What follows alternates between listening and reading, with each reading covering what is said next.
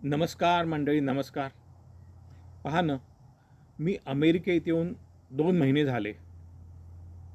आता 15 दिवस राहिले, मग मी परत भारतात येणार. मी 6व्यांदा येतोय. माझा मुलगा मिनियापोलिस येथे असतो. छान आहे सगळं. त्याचे पुष्कळ मित्र आहेत. ते बहुतेक सगळे मराठी, पुण्या मुंबईचेच आहेत. मोठ्या प्रमाणात पुण्याचेच आहेत. आज ओळख झालेली आहे. आणि इथे एक पद्धत आहे. कुणाचेही आईवडील आले की इथे मित्र देखील आम्हाला पण बोलवतात. आणि बोलवतात म्हणजे काय, नंतर व्यवस्थित जेवण वगैरे केलेलं असतं. छान असतं. एक गोष्ट प्रकर्षाने जाणवते. जेव्हा जेव्हा आम्ही जातो, ह्याच वेळेस नाही, मागच्या वेळेस, त्याच्या मागच्या वेळेस, त्याच्या अगोदर, या मित्रांमध्ये एकच चर्चा असते किंवा महत्त्वाची तीच चर्चा असते.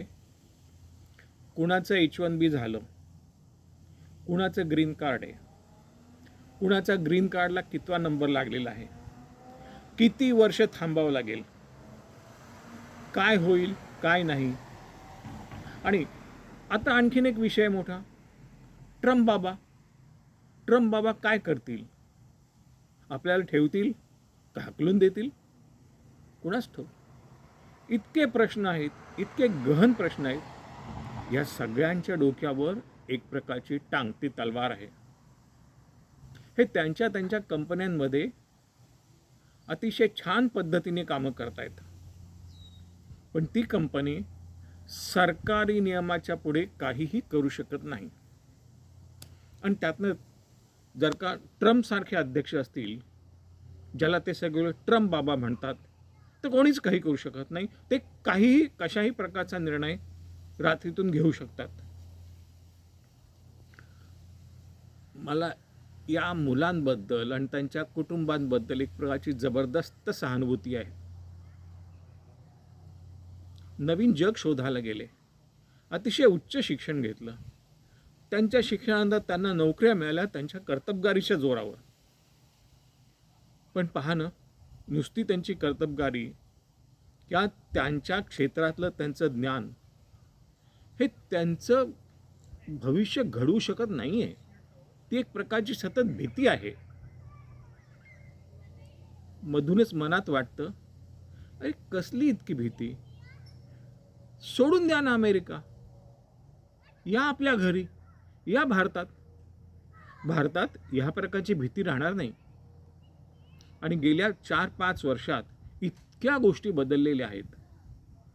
तुम्ही जे ज्ञान मिळवलंय त्याच्या जोरावर तुम्हाला सहज नोकरी मिळेल. तुम्ही स्वतःचा व्यवसाय उभारू शकाल. तुम्ही जी हाय टेक्नॉलॉजीमध्ये कामं केलीत, ज्या प्रकारचं एक्सपोजर तुम्हाला आलेलं आहे, त्याचा फायदा नक्की देशाला करून देऊ शकता. रोजची भीती नाही, उद्या काय होईल याची काळजी नाही, आपल्या मुलाबाळांचं काय असेल सांगता येत नाही. ह्या परिसरात जास्तीत जास्त गोरे लोक आहेत, तर ते आपल्या मुलांना एका प्रकारे काळे धरून कमी दर्जाने वागवत असतात. प्रत्यक्षात असं कोणी बोलत नाही, पण त्यांच्या वागण्यातून सतत दिसतं. पहा ना, मुलांचे जे मित्र असतात ते सगळे भारतीयच असतात. आणि मोठ्या प्रमाणात मराठी लोकांचे मराठी, तेलुगू लोकांचे तेलुगू, हे दोन समाज कधी भारतीय म्हणून सरसकट एकत्र येत नाहीत. दुर्दैव आहे, पण ही खरी गोष्ट आहे, सत्य आहे. यांचे मित्र मराठी बोलणारे शक्यतो, क्वचित एखादा कुठला तामिळ किंवा तेलुगू असला तर, बाकी काही नाही.